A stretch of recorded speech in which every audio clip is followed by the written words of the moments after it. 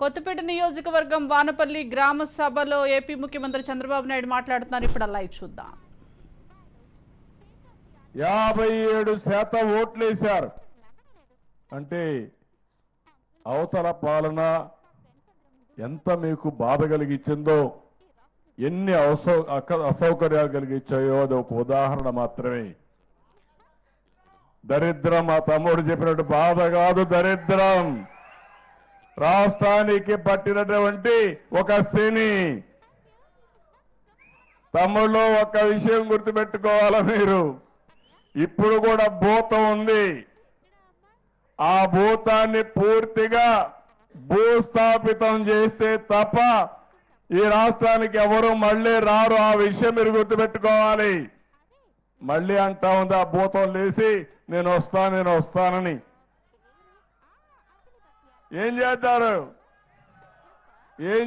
తల్లి? మీకు మంచి కావాలంటే, మీ భవిష్యత్తు ఉజ్వల భవిష్యత్తు కావాలంటే ఇలాంటి భూతాల్ని పూర్తిగా భూమిలో చిరస్థాయిగా ఏం చేయాలి? పాతేయాలి. కాంక్రీట్ కూడా వేయాలి మళ్ళా లేకుండా. అప్పుడే ఇది సాధ్యం అవుతుంది. ఇప్పుడు ఉన్నాడు మిత్రుడు పవన్ కళ్యాణ్ గారు. నేను పోతే మీరు ఒక విషయం చూడండి, మాకంటే గొప్ప వ్యక్తి, పెద్ద చదువుకున్నాడా, నెత్తిన రూపాయి పెట్టి ఆలం వేస్తే ఒక్క పైసాకు పోడు. అలాంటి వ్యక్తి ఏమేం చేశాడో మీరే చూశారు. అందుకే ఈరోజు నేను మిమ్మల్ని అందరినీ కోరేది, మా ఆలోచన ఒకటి, ఒకసారి కంపేర్ చేసుకోవాలి. 2014-19లో 27,444 కిలోమీటర్లు సిమెంట్ రోడ్లు వేశాం. మనం ఉండుంటే 100% సిమెంట్ రోడ్లు అయిపోయేటివి. 5 ఏళ్లలో 6,643 కిలోమీటర్లు వేశారు. మీ గ్రామాల్లో చెత్త ఉంది. ఆ చెత్త కూడా ఒకప్పుడు మీరు చూస్తే మరుగుదొడ్లు లేకుండా రోడ్డు మీద చెత్తేసి రోడ్ని మరుగుదొడ్డుగా వాడుకున్న రోజులవి. నేను అందుకని స్వచ్ఛ భారత్లో భాగంగా మా ఆడబిడ్డలు బాధపడకూడదని ఆత్మ గౌరవం పేరుతో మరుగుదొడ్లు కట్టించిన ఏకైక ప్రభుత్వం తెలుగుదేశం ప్రభుత్వం. ఆ విషయం మీరు గుర్తుపెట్టుకోవాలి. అదేవిధంగా చెత్త నుంచి సంపద సృష్టించాలని వానపల్లిలో మీ ఇంట్లోనే వచ్చి చెత్త మీ ఊర్లోనే వేస్ట్ కాంపోస్ట్ కింద తయారు చేసి అది మీ పొలాలకు ఉపయోగించుకుంటే లాభదాయకమని అలాంటి కార్యక్రమానికి శ్రీకారం చుట్టాం. ఇలాంటివి దగ్గర రాష్ట్రంలో 9,838 కేంద్రాలు ఏర్పాటు చేసి రంగులు కొట్టుకున్నాడు, రంగుల పిచ్చోడు. కానీ అది ఏమీ ఉపయోగించకుండా చేసే పరిస్థితి వచ్చింది. రంగుల మీద ఉండే పిచ్చ ఈ పేదవాళ్ల పైన ధ్యాస లేకుండా చేసే పరిస్థితికి వచ్చాడు. ఆ రోజు గ్రామాల్లో మీరు చూశారు, నేను ఒకటే ఆలోచించాను, ఎల్ఈడి బల్బులన్నీ పెట్టాను. అది కూడా ఆటోమేటిక్ గా లైటింగ్ సిస్టమ్ పెట్టాం. దగ్గర 25,22,000 ఆ రోజు వీధి దీపాలు వెలిగిస్తే ఈ దుర్మార్గుడు వచ్చి వేసిన వీధి దీపాలు 40% వెలగడం లేదు, తీసేశారు. దొంగలు అవి కూడా తీసుకెళ్లిపోయారు. ఏం చెప్పాలనో అర్థం కాదు. అంటే ఇలాంటి పాలన ఈ రాష్ట్రానికి అరిష్టం. ఆ విషయం మీరు గుర్తుపెట్టుకోవాలి. పంచాయతీ నిధులు ఈరోజు ఇక్కడ సర్పంచ్ ఉన్నాడు, ఉత్సవ విగ్రహంగా తయారు చేశారు ఆయన్ని. ఫైనాన్స్ కమిషన్ ఇచ్చే డబ్బులు ఇవ్వకుండా డైవర్ట్ చేసుకున్నారు, వేరే పనులు ఖర్చు పెట్టారు. మేము పవన్ కళ్యాణ్ గారు వస్తానే 990 కోట్ల రూపాయలు మొన్నే రిలీజ్ చేశా. మళ్ళీ 1,100 కోట్ల రూపాయలు రిలీజ్ చేయబోతున్నాం. అంటే దగ్గర 2,100 కోట్ల రూపాయలు రాబోతుంది. ఇది కాకుండా నరేగా కింద డబ్బులు వస్తాయి. ఇవన్నీ వస్తే గ్రామాల్లో అభివృద్ధి జరుగుతుంది. గ్రామాల్లో అభివృద్ధి కళ ప్రారంభిస్తామని చెప్పి కూడా నేను మీకు తెలియజేస్తున్నా. పంట కుంటలు 8,97,000 తవ్వాం. 5 ఏళ్లలో ఒకటి లేదు. హార్టికల్చర్ పనులైతే 3,60,000 ఎకరాలకు ఇచ్చాం. 5 ఏళ్లలో 1 ఎకరాకి ఇవ్వాల. ప్రతి ఒక్క దిక్కడ ఏవైతే ఈరోజు మహాత్మా గాంధీ జాతీయ గ్రామీణ ఉపాధి హామీ పథకం ఉందో నోటీస్ బోర్డులు పెట్టాం. ఊర్లలో సోషల్ ఆడిట్ చేశాం. ప్రజా చైతన్యం తీసుకొచ్చాం. 5 ఏళ్లలో ఎక్కడ చేశాడో ఎవడికి తెలియదు. ఎక్కడ భోంచేశారో ఎట్లా అడిగిందో కూడా నాకైతే అర్థం కావడంలా. అలాంటి దుర్మార్గమైన కార్యక్రమాలు చేసే పరిస్థితికి వచ్చారు. ఎన్టీఆర్ జలసిరి కింద 32,693 బోర్లు వేసి పంప్ సెట్లు పెట్టాం. ఈయన కూడా మాట్లాడి 2,550 పంప్ సెట్లు మాత్రం పెట్టే పరిస్థితికి వచ్చారు. ఆ రోజు మీరు చూస్తే ఓడిఎఫ్కి వెళ్ళాం. 18లోనే ఓడిఎఫ్ డిక్లేర్ చేసి ఓడిఎఫ్ ప్లస్ అనే కార్యక్రమంతో ముందుకు పోతే కనీసం వచ్చిన డబ్బులు స్వచ్ఛ భారత్లో ₹1 ఖర్చు పెట్టుకునే పరిస్థితులు లేరు. అందుకే నేను మిమ్మల్ని అందరినీ ఒకటే కోరుతున్నా. ఈరోజు రాబోయే 5 సంవత్సరాల్లో 17,500 కిలోమీటర్లు సిమెంట్ రోడ్లు అయిపోతున్నాం. ఈరోజు ఈ గ్రామంలో వానపల్లిలో ఒకటే హామీ ఇస్తున్నా. ఈ 2-3 ఏళ్లలో ప్రతి ఒక్క వీధికి సిమెంట్ రోడ్ వేసే బాధ్యత మాది. మట్లో తిరిగే పని లేదు. ఏం తమ్ముడు? అన్ని గ్రామాలు ఇక్కడే కాదు, వానపల్లె కాదు, వానపల్లి పంచాయతీ రాష్ట్రంలో అన్ని పంచాయతీలు చేస్తాం. 5 ఏళ్లలో మీ ఇంటికి పోవాలంటే ఎక్కడి నుంచి వచ్చినా మట్టి అంటకుండా మీ కాళ్ళు నేరుగా ఇంటికి పోయేట్టుగా చేసే బాధ్యత మాది. ఎందుకు ఇది సాధ్యం కాలేదని నేను అడుగుతున్నా. ఇంకో పక్క మీరు ఒకసారి చూస్తే ఇది అవుతానే సిమెంట్ డ్రైన్స్.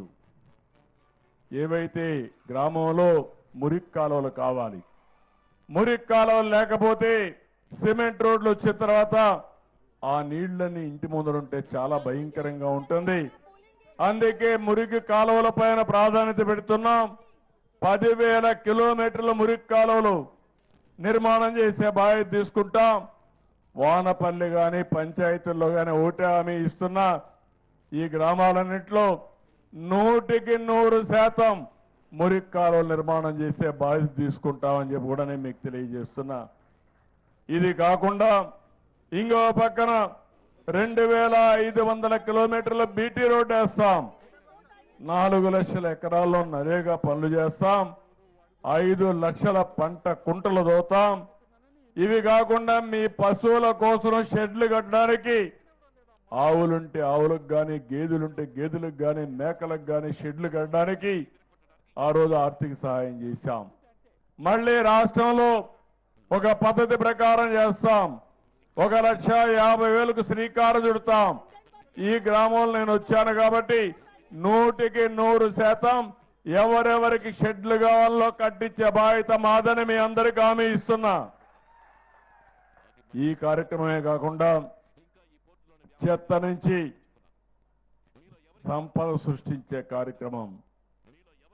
మనం చెత్తని రోడ్ల మీద వేసి తగలబెట్టి ఆ వాసన, ఆ స్మెల్ లేకపోతే ఆ పొగ చాలా భయంకరంగా ఉంటాయి. అందుకే నేను ఆలోచించింది ఆ యొక్క చెత్తను తీసుకెళ్లి ఏవైతే వేస్ట్ కాంపోస్ట్ దగ్గర ఆ షెడ్లో పెట్టి కొన్ని దాంట్లో సీసాలు ఉంటాయి, కొన్ని ప్లాస్టిక్ ఉంటాయి, ఇవన్నీ రీసైక్లింగ్ పంపిస్తాం. అక్కడ కాంపోస్ట్ చేసి ఆ ఎరువులు మళ్ళీ ఎక్కడ అవసరమైతే అక్కడ ఇచ్చే కార్యక్రమం చేస్తాం. నరేగా కింద దగ్గర 15 కోట్ల నుంచి 21,50,00,000కు పని దినాలు పెంచుతున్నాం. కూలీని కూడా రేటు కూడా పెంచుతున్నాం. నేనే ఒకప్పుడు తలసరి ప్రతిరోజు వాళ్ళ ఆదాయ దిన కూలీ నేనే పెంచాను. ఇప్పుడు ఇంకా ధరలు పెరిగాయి.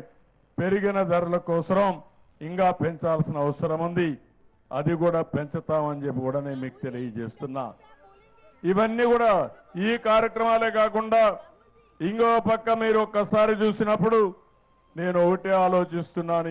ఈ గ్రామ సభలో మీ అందరికీ ఈరోజు గ్రామ సభలో మీకు చాలా అవసరాలు ఉన్నాయి. ఆ అవసరాల్ని ఏ విధంగా అటెండ్ చేయాలనో దానికి కూడా ఒక యాక్షన్ ప్లాన్ తయారు చేస్తాం. అది తయారు చేసి ఏ విధంగా చేయాలనో చేయడం కోసం ముందుకు పోతాం. ఇప్పుడు నేను ఒక మాట చెప్పాను. ప్రతి ఒక్క కుటుంబానికి కరెంట్ ఉండాలి, ఇల్లు ఉండాలి, ఇంటి జాగా ఉండాలి. అందుకే ఇంటి జాగా విషయంలో ఒకటే చెప్పాను. ప్రతి ఒక్క కుటుంబానికి గ్రామీణ ప్రాంతాల్లో 3 సెంట్లు, పట్టణ ప్రాంతాల్లో 2 సెంట్లు ఇచ్చే బాధ్యత మాదని మేము చాలా స్పష్టంగా చెప్పాం. ప్రతి ఒక్కరికి ఇళ్లు కట్టిస్తాం.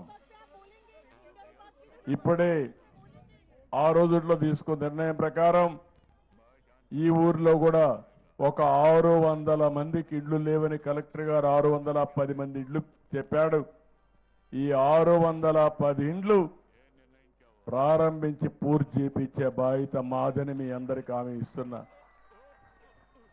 రాష్ట్రంలో ఏ గ్రామంలో కూడా ఇల్లు లేదనకుండా ప్రతి ఒక్కరికి ఇల్లు కట్టించే బాధ్యత, ఆ ఇంటికి మళ్ళీ కరెంట్ లేకపోతే కరెంట్ ఇచ్చే బాధ్యత, మంచినీళ్లు కొళ్ళాయి ద్వారా మంచినీళ్ళు ఇచ్చే బాధ్యత. ఒకే కార్యక్రమం తీసుకున్నాం. ఎన్నికల్లో మా ఆడబిడ్డలకు హామీ ఇచ్చాను. ఆ హామీ ప్రకారం మీ ఇంటికి కొళ్ళాయి ద్వారా ట్యాప్ ద్వారా సురక్షితమైన మంచినీళ్ళు ఇస్తా ఉన్నాం. ఇచ్చే బాధ్యత తీసుకుంటామని మరొక్కసారి మీ అందరికీ హామీ ఇస్తున్నా. ఇది కాకుండా ప్రతి ఒక్క ఇంటికి ఒక మరుగుదొడ్డు ఉండాలి. అదే సమయంలో గ్యాస్ కనెక్షన్ ఉండాలి. తొందరలోనే మా ఆడబిడ్డలకు ఒక మాట ఇచ్చా, ఉచిత గ్యాస్ ఇస్తానని. అది కూడా ఇస్తా. మా ఇచ్చిన మాట నిలబెట్టుకుంటాను. ఇలాంటి కనీస అవసరాలు ప్రతి ఒక్క ఇంటికి ఉండాలి. ఇంకో పక్క ప్రతి ఒక్క గ్రామంలో మీరు ఒకసారి చూస్తే సిమెంట్ రోడ్లు ఉండాలి, మురికి కాలువ ఉండాలి, అదే మరి వీధి దీపాలు ఉండాలి. చెత్త అంతా కూడా కలెక్ట్ చేసి చెత్త నుంచి సంపద సృష్టించి ఎక్కడ కూడా గ్రామాల్లో చెత్త కనపడకుండా ఒక మంచి గ్రామాలుగా తయారు చేయాలి. ఒక చెత్తనే కాదు, మీ ఊర్లో లిక్విడ్ ఉంటుందంటే కాలువలో మురికంతా వస్తుంది. దాన్ని కూడా ఏ విధంగా చేయాలనో, ఎక్కడ కూడా దోమలు ఈగలు వాలకుండా మీకు ఆరోగ్యంగా ఉండాలంటే ఆ మురుగునీరు కూడా డిస్పోజ్ చేయాల్సిన అవసరం ఉంది.